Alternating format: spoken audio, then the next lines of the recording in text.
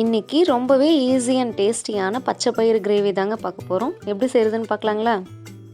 பருப்பு சாம்பாருக்கு ஆல்டர்னேட்டாக இந்த பச்சை பயிறு கிரேவியை ட்ரை பண்ணி பாருங்கள். டேஸ்ட் ரொம்ப சூப்பராக இருக்கும்.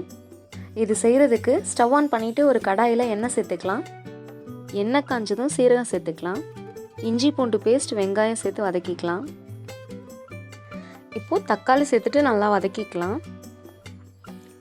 உப்பு, மஞ்சத்தூள் சேர்த்துக்கலாம். இது நல்லா சுருள வதங்கணும்.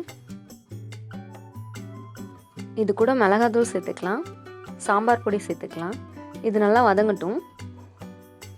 பச்சை பயிறு 3 விசில் விட்டு வேக வச்சு வச்சுருக்கேன். அதையும் இது கூட அப்படியே சேர்த்துக்கலாம் தண்ணியோட. உங்களுக்கு தண்ணி அதிகமாக தேவைப்பட்டால் இன்னும் கூட சேர்த்துக்கலாம்.